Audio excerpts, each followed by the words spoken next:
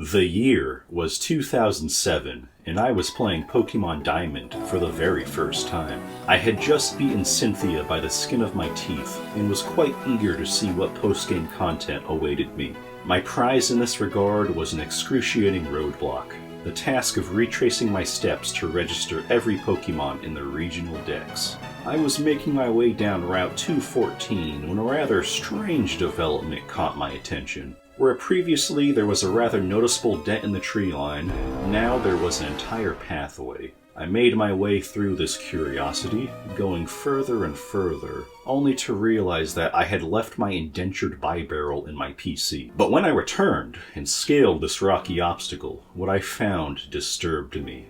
A cavern unlike any other. Eldritch inscriptions greeted me, tempting me to explore this foul dungeon. For what seemed like an eternity, I ran and ran, not knowing if I was making genuine progress or if I were in a loop. Eventually, I saw it.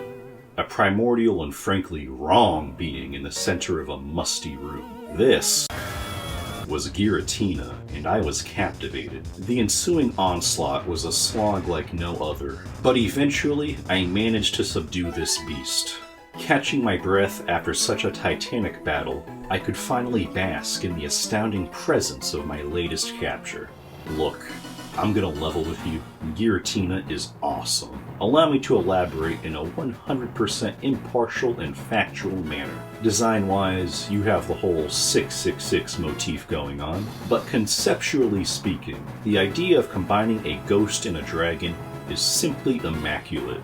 This type combination has, as of the making of this video, only been seen one other time in the history of Pokemon, and well, let's just say that the Dreepy line can't hold a Litwick to this majesty. Furthermore, Shadow Force. Seeing Giratina do that for the first time blew me away as a child. In a generation that drastically improved the animations of every pre-existing move, whilst adding exceptional moves in its own right, Shadow Force in particular stands out. With the exception of Roar of Time, this was the coolest move in the game.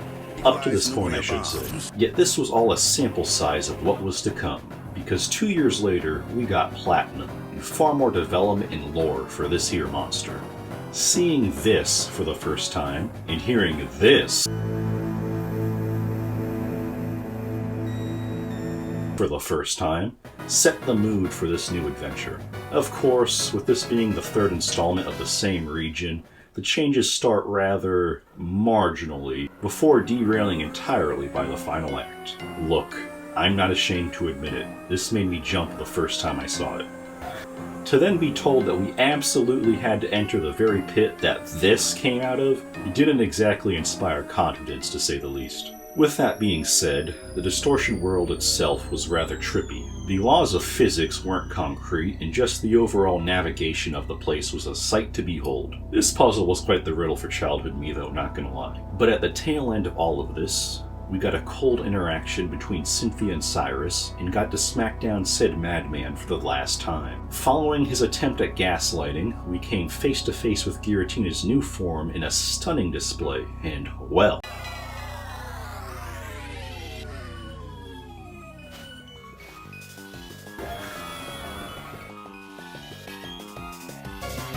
S-tier theme aside, a new form for a legendary that isn't event-exclusive Deoxys was a welcome surprise. Sure, this would become a staple in later gens, but getting this, one that could be changed very easily with a sick animation to boot, only made Giratina cooler in my eyes. Having captured this beastie, we were then beholden to the greatest crash out in franchise history.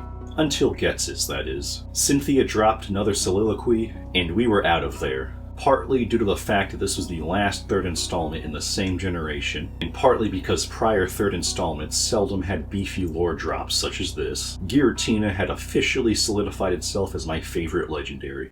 Heck, in the lead up to all of this, I was led to believe that Giratina was some horrid, vile entity that thrived on malice, only to realize that there was some nuance.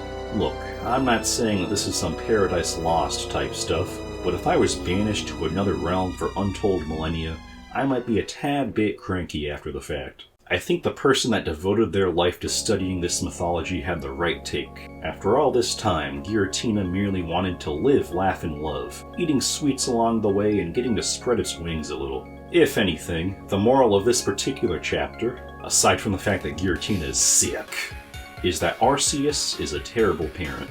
Outside of Sinnoh, what more can I say?